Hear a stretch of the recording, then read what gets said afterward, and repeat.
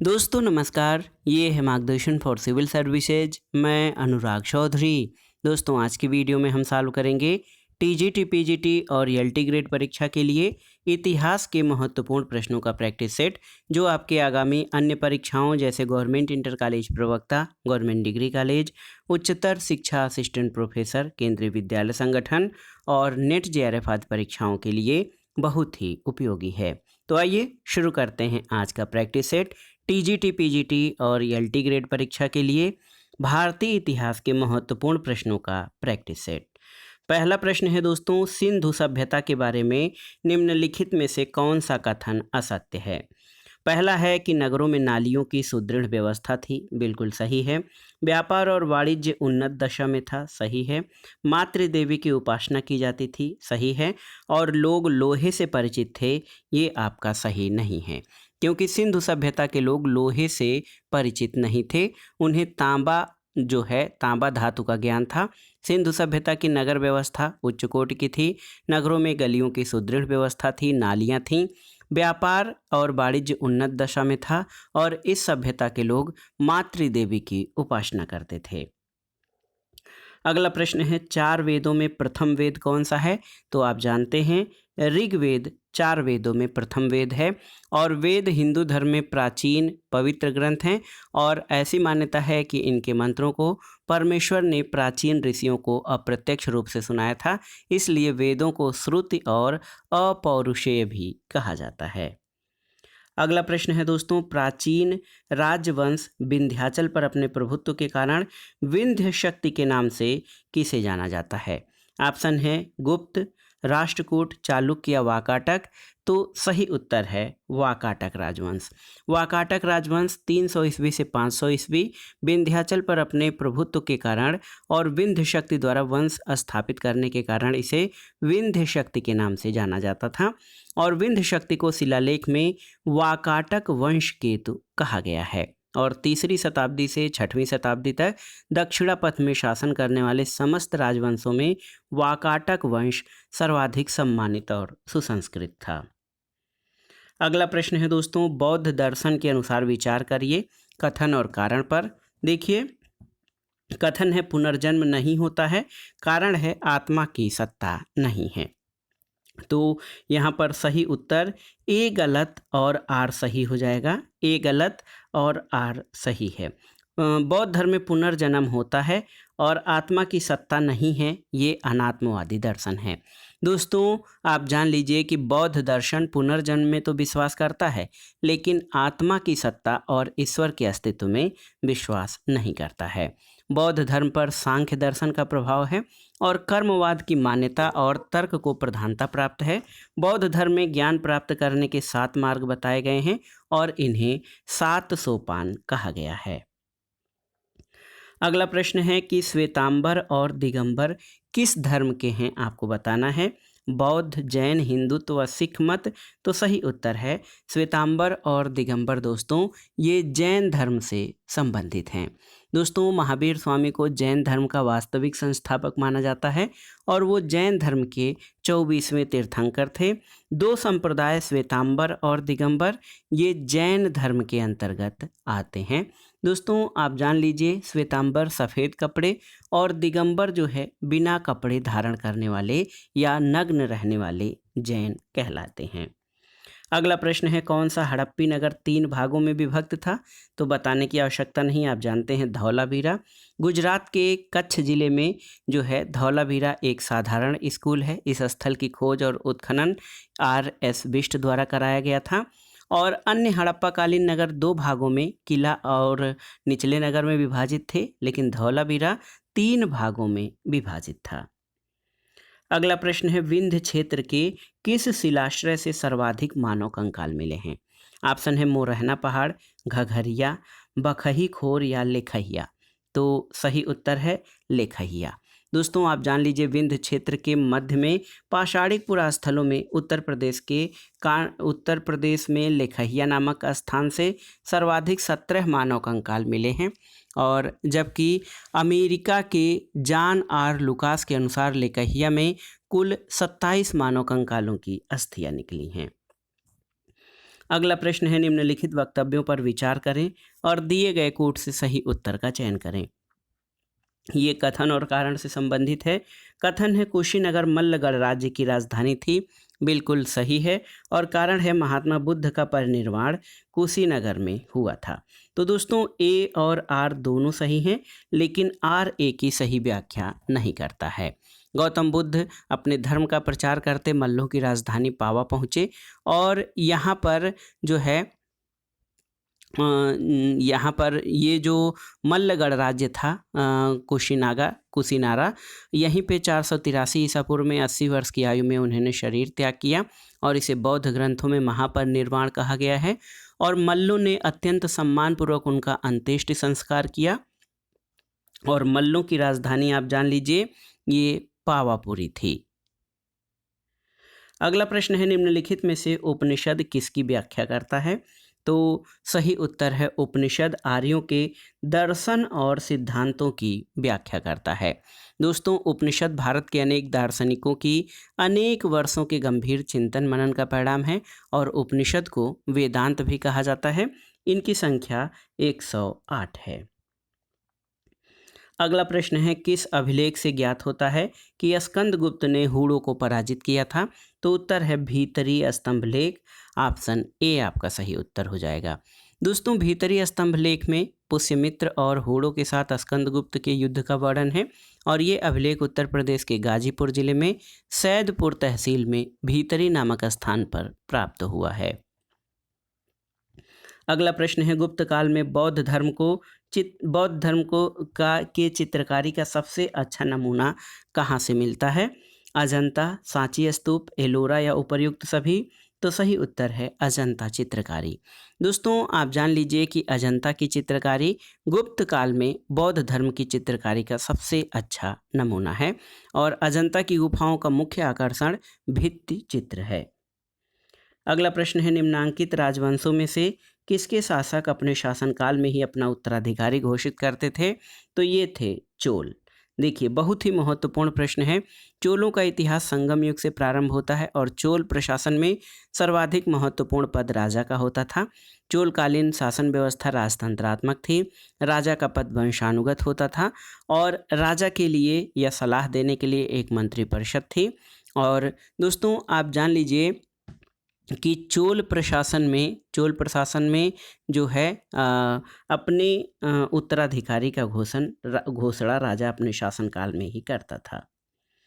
अगला प्रश्न है, सांची स्तूप का निर्माण किसने करवाया था? तो उत्तर है अशोक ने और सांची स्तूप भारत के मध्य प्रदेश राज्य के रायसेन जिले में है। इसका निर्माण अशोक ने 3री शताब्दी ईसा पूर्व में कराया था। अगला प्रश्न है, प्राचीन भारतीय संस्कृति और सभ्यता के प्रतीक निम्नलिखित शहरों में किसके अवशेष पाकिस्तान में हैं? हड़प्पा, मोहनजोदड़ो, कालीबंगा। तो ये 3 दिए गए हैं। इनमें से आपको बताना है कि भारत की प्राचीन संस्कृति और सभ्यता के प्रतीक इन 3 स्थलों में से किसके अवशेष पाकिस्तान में हैं, आपको बताना है। तो हड़प्पा और मोहनजोदड़ो के। ए और बी आपका सही उत्तर हो जाएगा। दोस्तों हड़प्पा पाकिस्तान के पंजाब प्रांत में मांटगोमरी जिले में रावी नदी के तट पर है। मोहनजोदड़ो जिसको मुर्दों का टीला कहा जाता है, एक सुव्यवस्थित नगरीय सभ्यता थी। ये पाकिस्तान में सिंध प्रांत में सिंधु नदी के दाहिने तट पर है।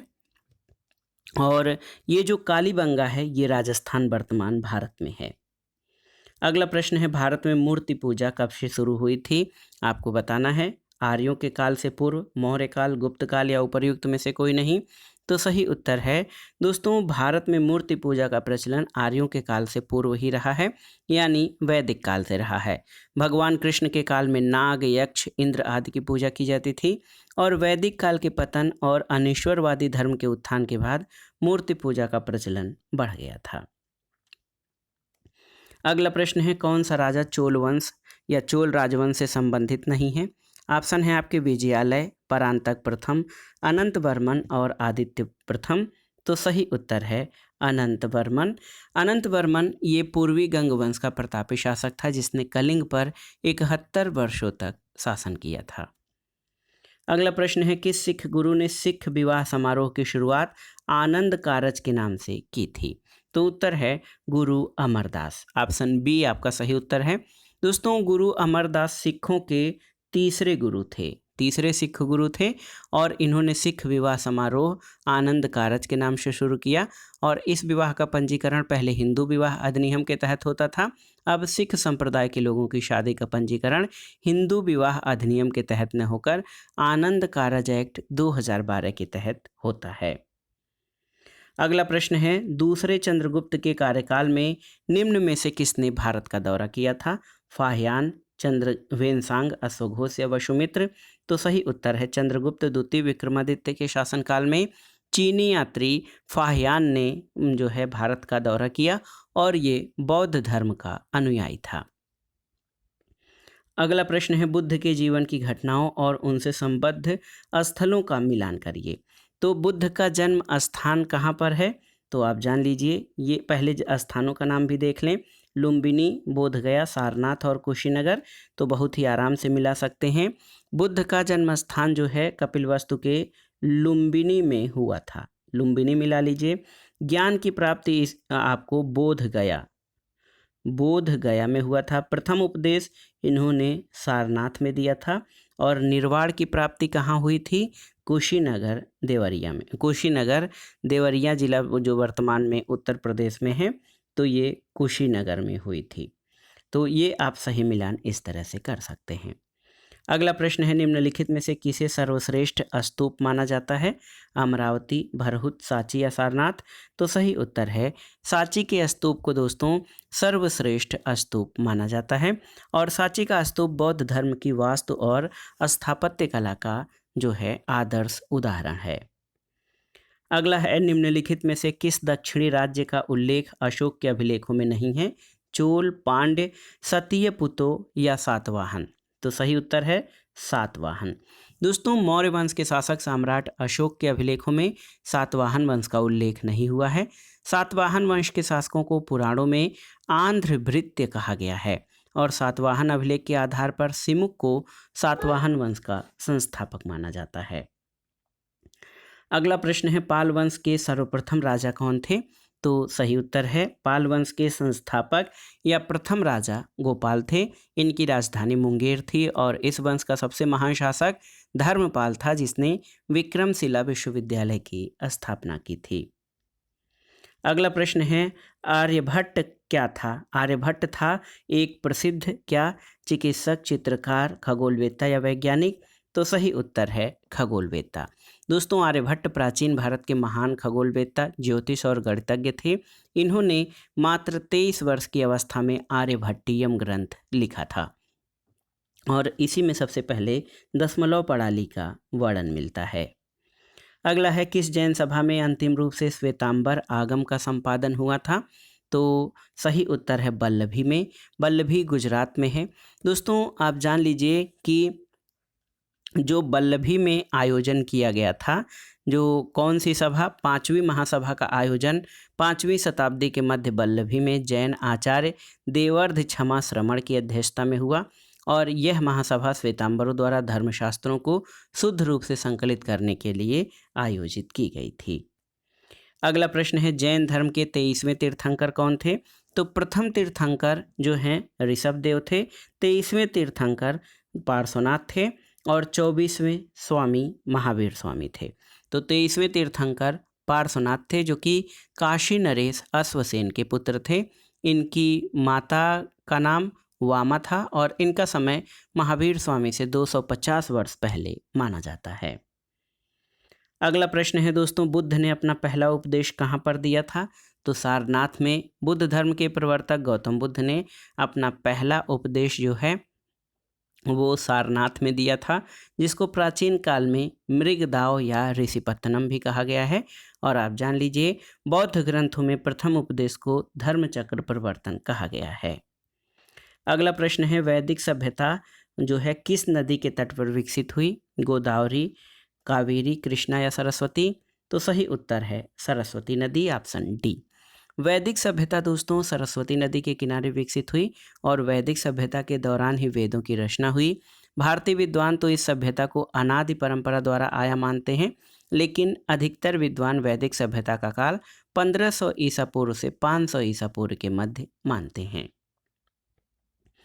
अगला प्रश्न है, मगध साम्राज्य का अंतिम शासक कौन था? बिंबिसार, अजातशत्रु, उदयन या कालाशोक? तो सही उत्तर है कालाशोक। दोस्तों, बिंबिसार का शासन 544 से 492 ईसा पूर्व, अजातशत्रु 492 से 460 ईसा पूर्व, उदयन 460 से 444 ईसा पूर्व और कालाशोक काकवर्ण का शासनकाल 412 से 345 ईसा पूर्व था। तो सही उत्तर है कालाशोक मगध का अंतिम शासक था। अगला प्रश्न है दोस्तों, जातक कथा संबंधित है किससे? तो जातक कथाओं का संबंध गौतम बुद्ध के पुनर्जन्म या पूर्व जन्मों की कथाओं से है और इन्हें बौद्ध धर्म के सभी मतों में संरक्षित किया गया है। इसमें कुल 35 कहानियां हैं जिनका संकलन उपदेश देने के लिए किया गया था। अगला प्रश्न है दोस्तों, सिंधु घाटी सभ्यता में समाज की प्रकृति क्या थी? ग्रामीण, नगरी, अर्धनगरी या कबायली? तो सही उत्तर है सिंधु घाटी सभ्यता नगरीय सभ्यता थी और अब तक भारतीय उपमहाद्वीप में इस सभ्यता के लगभग 1000 स्थानों का पता चला है और इस स्थानों में 6 नगर हड़प्पा, मोहनजोदड़ो, चन्होदड़ो, लोथल, कालीबंगा, हिसार और बनावली हैं। अगला प्रश्न है, चोल शासकों के शासनकाल में निम्नलिखित में से कौन सा वारियम उद्यान प्रशासन देखता था? तो उद्यान प्रशासन टोट्टवारियम देखता था। ऑप्शन सी आपका सही उत्तर है। दोस्तों, 12 सदस्य उद्यान समिति यानी टोट्टवारियम और उद्यानवारियम देखते थे। तो सही उत्तर है टोट्टवारियम जो है ये उद्यान प्रशासन का कार्य देखता था चोल प्रशासन में। अगला प्रश्न है, हड्डी से निर्मित आभूषण भारत में मध्य पाषाण काल के संदर्भ में प्राप्त हुए हैं कहाँ से? आपको बताना है। प्रश्न संख्या 32 है। तो हड्डी से निर्मित आभूषण भारत में मध्य पाषाण काल में कहाँ से प्राप्त हुए हैं? तो उत्तर है महदहा से। और महदहा कहाँ पर स्थित है? दोस्तों, महदहा जो है प्रतापगढ़ जिले के पट्टी तहसील में स्थित है। यहाँ से हड्डी निर्मित आभूषण प्राप्त हुए हैं। इनमें प्रमुख जो उपकरण मिले हैं उनमें ब्लेड, खुरचनी, भेदक, चांद्रिक त्रिभुज, समलम चतुर्भुज और यहाँ से सींग और श्रृंग से बने हुए आभूषण सरायनाहर की तुलना में अधिक संख्या में प्राप्त हुए हैं। अगला प्रश्न है, दक्षिण भारत के भगवान रंगनाथ, जिन्हें भगवान वेंकटेश भी कहते हैं, इनका मंदिर कहाँ पर स्थित है? तो ये दोस्तों ये आप जान लीजिए, भगवान रंगनाथ या भगवान वेंकटेश जिन्हें कहते हैं, इनका मंदिर तिरुपति में स्थित है और ये तिरुमाला पहाड़ियों पर बना है। ऑप्शन बी आपका सही उत्तर है। अगले प्रश्न पर आते हैं, मामल्लपुरम में रथ स्मारकों के निर्माण के लिए कौन उत्तरदायी थे? यानी कौन वंश? चोल, पल्लव, पांड्य या चालुक्य? तो सही उत्तर है पल्लव वंश। ऑप्शन बी आपका सही उत्तर है। दोस्तों, पल्लव वंश के शासकों ने कला के क्षेत्र में महत्वपूर्ण योगदान दिया और इन शासकों ने वास्तुकला को काष्ठकला और कंदरा कला से मुक्त कराया। इनमें मामल्ल शैली का विकास नरसिंह वर्मन प्रथम के द्वारा किया गया, जिनमें प्रमुख रूप से मंडपों और रथों का निर्माण कराया गया था। अगला प्रश्न है, कौन सा राजवंश हूणों के आक्रमण से अत्यंत विचलित हुआ था? मौर्य, कुषाण, गुप्त या शुंग? तो सही उत्तर है गुप्त राजवंश। गुप्त शासक स्कंदगुप्त के शासनकाल में हूणों के प्रबल आक्रमण हुए, जिसका नेता खुशनिवास था, लेकिन स्कंदगुप्त ने इस आक्रमण को विफल किया। बाद में पुरुगुप्त और बुधगुप्त वालादित्य के समय तोरमाड़ और मिहिरकुल के अचानक आक्रमण हुए और गुप्त साम्राज्य का उदय कुषाण साम्राज्य के ध्वंसावशेषों पर हुआ था। चंद्रगुप्त प्रथम गुप्त वंश का प्रथम राजा हुआ। उसके बाद उसका पुत्र समुद्रगुप्त शासक बना था। अगला प्रश्न है, किसने सहिष्णुता, उदारता और करुणा के त्रिविध आधार पर राजधर्म की स्थापना की थी? तो ये था मौर्य शासक अशोक। अशोक के शासनकाल का आदर्श कल्याणकारी राज्य की स्थापना थी और उसने अपने प्रथम शिलालेख में सब मनुष्यहम में मन प्रजा यानी सभी मनुष्य मेरी संतान हैं, इसका आदर्श स्थापित किया था। अगला प्रश्न है, श्रीमद् भगवद गीता मौलिक रूप से किस भाषा में लिखी गई है? तो आप जानते हैं संस्कृत भाषा, जो कि प्राचीन भाषा है। और श्रीमद् भागवत मूल रूप से महाभारत के भीष्म पर्व से संग्रहित है, जिसमें कुल 18 अध्याय हैं और ये संस्कृत भाषा में लिखी गई है। और ये कर्म योग की विश्व प्रसिद्ध पुस्तक है, जिसका विश्व की अनेक भाषाओं में अनुवाद हुआ है। अगला प्रश्न है 16 महाजनपदों का उल्लेख कहाँ पर मिलता है? ऑप्शन है महाभारत, रामायण, अंगुत्तर निकाय या ललित विस्तर में। तो सही उत्तर है अंगुत्तर निकाय में। दोस्तों आप जान लीजिए, अंगुत्तर निकाय जो कि प्रसिद्ध बौद्ध ग्रंथ है, इसमें 16 महाजनपदों का वर्णन मिलता है। अगला प्रश्न है ईसा की प्रारंभिक शताब्दियों में भारत तथा रोम के बीच व्यापारिक संबंधों की सूचना किस पुरास्थल की खुदाई से प्राप्त हुआ है? ऑप्शन है मदुरै, ताम्रलिप्ति, तोंडी या फिर अरिकामेडू। तो सही उत्तर ऑप्शन डी अरिकामेडू। दोस्तों पांडिचेरी में जो है, जो कि यूनियन टेरिटरी है, पांडिचेरी में स्थित अरिकामेडू भारत का प्रसिद्ध पुरास्थल है और इस स्थान से प्राप्त अवशेषों से भारत और रोम के बीच प्राचीन व्यापारिक संबंधों की जानकारी मिलती है और रोम को निर्यात किए जाने वाले सुंदर वस्त्र भी यहाँ तैयार किए जाते थे। इसके अलावा ताम्रलिप्ति बंदरगाह पश्चिम बंगाल में था और ये शिक्षा का केंद्र भी था। तमिलनाडु प्रांत का वर्तमान मदुरै ही प्राचीन काल में मदुरा नगर था और यहाँ पर पांड्य राज्य की राजधानी थी। यहाँ मीनाक्षी मंदिर जो है सबसे महत्वपूर्ण है। तोंडी जो है ये चोलों का एक व्यापारिक बंदरगाह था। अगला प्रश्न है दोस्तों, पुष्यमित्र शुंग के द्वारा 2 अश्वमेध यज्ञ किए जाने के बारे में जानकारी किस लेख से मिलती है? तो उत्तर है अयोध्या लेख, ऑप्शन सी। दोस्तों पुष्यमित्र शुंग का शासनकाल 185 से 199 ईसा पूर्व था और आप जान लीजिए इसके विषय में जानकारी अयोध्या अभिलेख से प्राप्त होती है, जो इसके राज्यपाल धनदेव से संबंधित है। इस अभिलेख में पता चलता है कि पुष्यमित्र शुंग ने 2 अश्वमेध यज्ञ करवाए थे और इसको संपन्न कराने का श्रेय महर्षि पतंजलि को दिया जाता है। अगला प्रश्न मध्यकालीन भारत से है। किसने दिल्ली को सल्तनत की राजधानी के रूप में स्थापित किया था? तो उत्तर है इल्तुतमिश ने, ऑप्शन बी आपका सही उत्तर है। इल्तुतमिश का शासनकाल 1210 से 1236 था।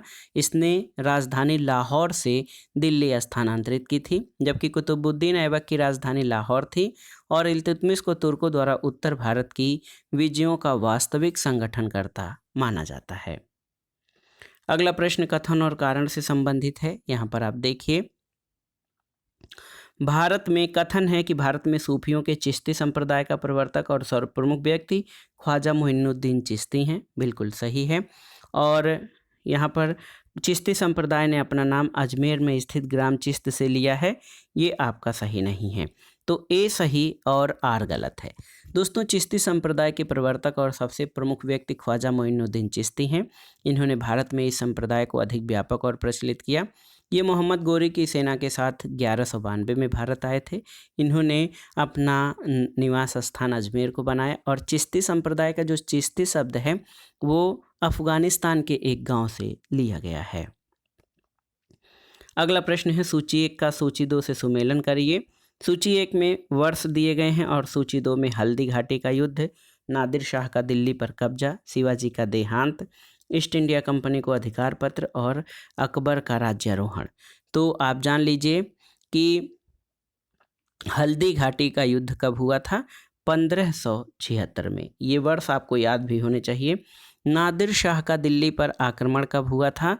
1739 1739 में, याद कर लीजिए। शिवाजी का देहांत 1680 में हुआ था और ईस्ट इंडिया कंपनी को अधिकार पत्र प्रदान किया जाना, तो ये सन 1600 में ईस्ट इंडिया कंपनी को अधिकार पत्र मिला था व्यापार करने के लिए। और अकबर का राज्यारोहण ये 1556 ईस्वी। तो इस तरह से आप ये सभी सन जो हैं आप एक्यूरेट करके मिला लीजिएगा। सही उत्तर इसका हो जाएगा ऑप्शन बी 5432132। अगला प्रश्न है निम्नलिखित में से कौन सा युग्म सुमेलित नहीं है? देखिए दीवाने रियासत, तो इस विभाग की स्थापना अलाउद्दीन खिलजी ने की। दीवाने अमीर को ही दोस्तों दीवाने अमीर को ही इसकी स्थापना मोहम्मद बिन तुगलक ने की थी। दीवाने खैरात, इसकी स्थापना, इस विभाग की स्थापना फिरोज शाह तुगलक ने की। और आप जान लीजिए दीवाने रियासत ये है दीवाने खैरात, और दीवाने रियासत ये बलवन जो है, बलवन ये संबंधित नहीं है। आप जान लीजिए, बलबन ने नहीं, अलाउद्दीन खिलजी ने दीवाने रियासत की स्थापना की थी। अगला प्रश्न है, निम्नलिखित में से किसे हिंदी खड़ी बोली का जनक माना जाता है? तो हिंदी खड़ी बोली का जनक अमीर खुसरो को माना जाता है। उसका नाम अबुल हसन यामीन उद खुसरो था और उसका जन्म 1253 में पटियाली कासगंज में हुआ था। अगला प्रश्न है, निम्नलिखित बादशाहों में से किसको एक प्रबुद्ध निरंकुश कहा जा सकता है? ऑप्शन है बाबर, हुमायूं, अकबर या औरंगजेब। तो सही उत्तर है अकबर को। अकबर मुगल काल का महान शासक था जिसने अपनी सत्ता का संचालन दीनदारी से नहीं दुनियादारी से किया। उसका शासन अफगानिस्तान, कश्मीर से लेकर गोदावरी नदी के किनारे पर था। वो मुसलमान होते हुए भी धर्मनिरपेक्ष था और संपूर्ण सत्ता उसी में थी। इसलिए उसे प्रुसा के फ्रेडरिक महान और इंग्लैंड की रानी एलिजाबेथ की तरह प्रबुद्ध निरंकुश शासक कहा जाता है। अगला प्रश्न है, निम्नलिखित में से कौन एक मुगल सम्राट द्वारा नियुक्त बंगाल का अंतिम गवर्नर था? तो सही उत्तर है मुर्शीद कुली खां, ऑप्शन बी। दोस्तों आप जान लीजिए, 1717 में मुगल सम्राट फर्रुखसियर द्वारा मुर्शीद कुली खां को बंगाल का गवर्नर नियुक्त किया गया था। अगला प्रश्न है, दारा शिकोह ने फारसी भाषा में उपनिषद को किस शीर्षक से अनुवाद कराया? तो इसका नाम था दोस्तों जो उपनिषदों का, ये था सिर्रे अकबर यानी महान रहस्य। ऑप्शन बी आपका सही उत्तर है। अगला प्रश्न है, दिल्ली सल्तनत का सर्वाधिक विद्वान शासक जो खगोल शास्त्र, गणित और आयुर्विज्ञान सहित अनेक विद्याओं में माहिर था, वो कौन था? तो सही उत्तर है मोहम्मद बिन तुगलक, ऑप्शन सी। दोस्तों दिल्ली सल्तनत पर मोहम्मद बिन तुगलक ने 1325 से, देखिए 1325 से 1351 तक शासन किया था और वो सर्वाधिक जो है विद्वान व्यक्ति था। उससे तर्कशास्त्र, दर्शन, गणित, खगोल की और भौतिक विज्ञान का ज्ञान था। वो आयुर्विज्ञान का ज्ञाता था। वो पत्थरों पर मूर्ति और अन्य आकृति उकेरने की कला का भी ज्ञाता था। उसे फारसी, अरबी, तुर्किश और संस्कृत का भी अच्छा ज्ञान था और उसी के समय में इब्न बतूता भारत की यात्रा पर आया था। अगला प्रश्न है, निम्नलिखित में से किसे अकबर ने स्वयं मारा था? अधम खां, बैरम खां, बाज बहादुर या पीर मोहम्मद खां को? तो सही उत्तर है अधम खां को, ऑप्शन ए आपका सही उत्तर है। दोस्तों माहम अनगा का जो है शमसुद्दीन अहमद नामक एक संबंधी जो कि अकबर का वकील रह चुका था, अधम खां से जलन रखता था। अपने समर्थकों और अपनी माता के प्रभाव के भरोसे अधम खां जो है वो शमसुद्दीन को घायल करके अपने सामने मरवा दिया। अपनी रक्त रंजित तलवार लिए अधम अकबर के कमरे की ओर बढ़ा, लेकिन उसे एक ख्वाजासरा ने रोक दिया। शोर मच गया और वकील की हत्या का समाचार सुनकर अकबर तलवार हाथ में लिए अपने शयन गृह से निकल आया तो मार्ग में अधम खां उसके सामने आ गया। अधम खां ने निरर्थक बहाने बनाते हुए बादशाह की तलवार पकड़ ली। उसकी धृष्टता से क्रुद्ध होकर अकबर ने इतने जोर से मुक्का मारा कि वो बेहोश होकर गिर पड़ा और अकबर के आदेश से वो तुरंत मुंडेर से नीचे गिरा दिया गया। अकबर रुग्ण माहम के पास स्वयं गया और उसे उसके पुत्र की मौत की सूचना देकर सांत्वना दी थी। अगला प्रश्न है कि शेरशाह ने हुमायूं को हराकर किस युद्ध में गौड़ पर कब्जा किया था? घाघरा, चौसा, पानीपत या खानवा? तो सही उत्तर है चौसा, 1539 ईस्वी। शेरशाह सूरी चौसा के युद्ध में हुमायूं को हराकर गौड़ पर कब्जा किया और हुमायूं की हार के उपरांत शेरशाह ने फरीद अल दिन शेरशाह की उपाधि धारण की थी। और याद रखिएगा 1540 में शेरशाह और हुमायूं के बीच जो कन्नौज में बिलगाम का युद्ध हुआ था उसमें हुमायूं की हार के उपरांत दिल्ली में शेरशाह सूरी का कब्जा हुआ था। अगला प्रश्न है, वर्ष 1613 में अंग्रेजी ईस्ट इंडिया कंपनी को कहाँ पर एक कारखाना या व्यापार स्थल स्थापित करने की अनुमति मिली थी? तो सही उत्तर है सूरत में। दोस्तों ईस्ट इंडिया कंपनी की स्थापना 1600 ईस्वी में की गई। 1600 से ये 1773 ईस्वी के बीच भारत में ब्रिटिश व्यवसाय और राजनीति का महत्वपूर्ण संगठक थी। 1613 में कंपनी को मुगल सम्राट जहांगीर से भारत में व्यापार करने की अनुमति मिली थी। अगला प्रश्न है, प्रसिद्ध विजयनगर शासक कृष्णदेवराय के अधीन किस साहित्य का स्वर्ण युग था? आपको बताना है। ऑप्शन है कोकड़ी, मलयालम, तमिल या तेलुगु? तो सही उत्तर है तेलुगु। देखिए बहुत ही महत्वपूर्ण प्रश्न है दोस्तों, आप जान लीजिए कि विजयनगर शासक कृष्णदेव राय का समय जो है तेलुगु साहित्य का स्वर्ण काल माना जाता है और तुलु वंश का सर्वश्रेष्ठ शासक कृष्णदेव राय थे। अगला प्रश्न है, पूरे देश का यात्री इब्न बतूता किसके शासनकाल में भारत आया? तो सही उत्तर है इब्न बतूता दोस्तों, ये मोहम्मद बिन तुगलक के शासनकाल में भारत आया था। ये अफ्रीका का निवासी था और मोहम्मद बिन तुगलक ने इसे दिल्ली का काजी नियुक्त किया था। अगला प्रश्न है, मुगल सम्राट औरंगजेब कौन सा वाद्य यंत्र बजाता था?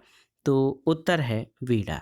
दोस्तों औरंगजेब ने संगीत को इस्लाम विरोधी मानकर इस पर प्रतिबंध लगाया था, लेकिन उसी के काल में फारसी भाषा में भारतीय शास्त्रीय संगीत पर सर्वाधिक पुस्तकें लिखी गईं। औरंगजेब स्वयं एक कुशल वीणा वादक था और दोस्तों मुगल सम्राट औरंगजेब ये वीणा वाद्य यंत्र बजाता था।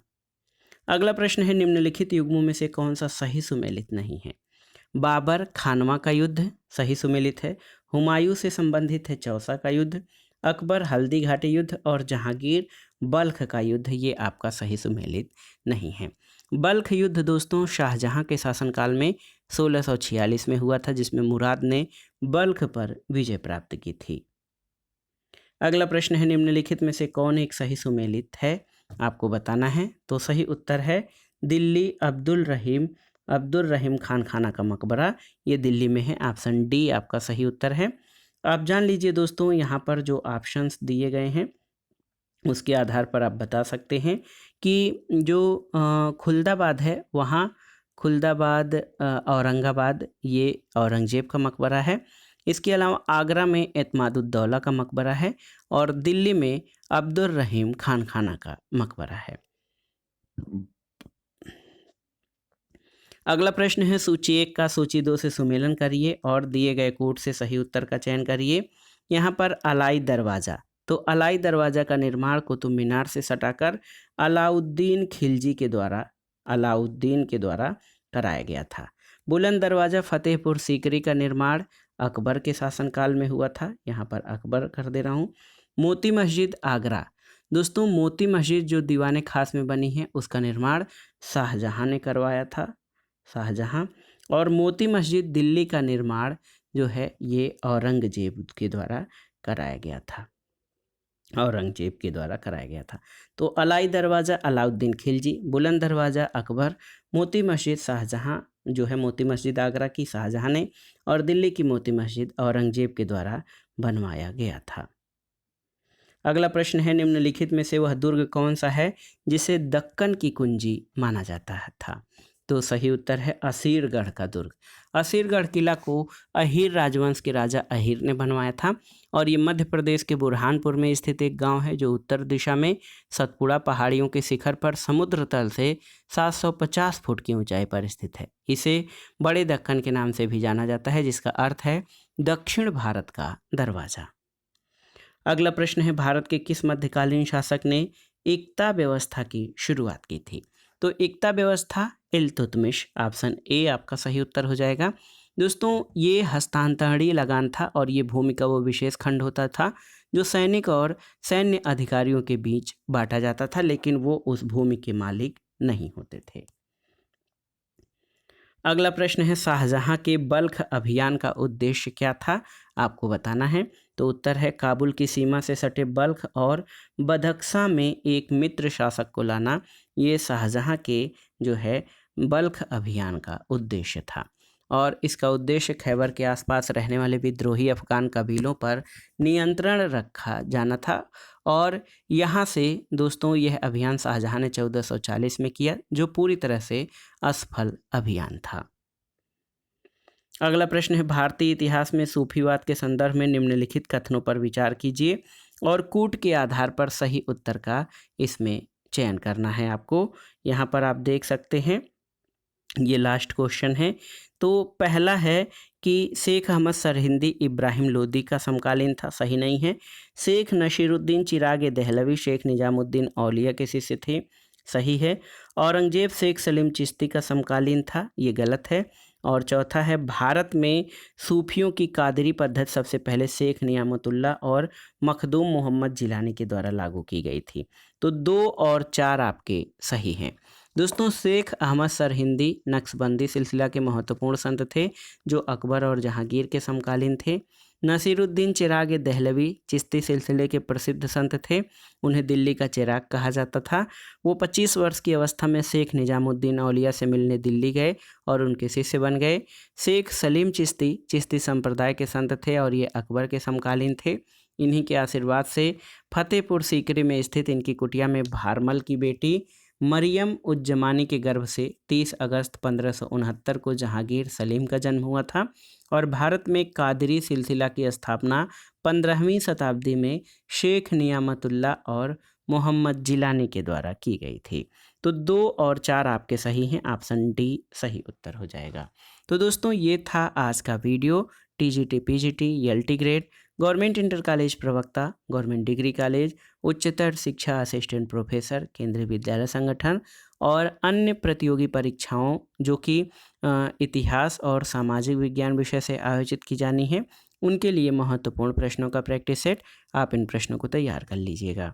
दोस्तों, वीडियो आपको कैसा लगा हमें कमेंट बॉक्स में ज़रूर बताइएगा। वीडियो को लाइक करें, शेयर करें और इस चैनल मार्गदर्शन फॉर सिविल सर्विसेज को सब्सक्राइब करें। वीडियो देखने के लिए धन्यवाद दोस्तों।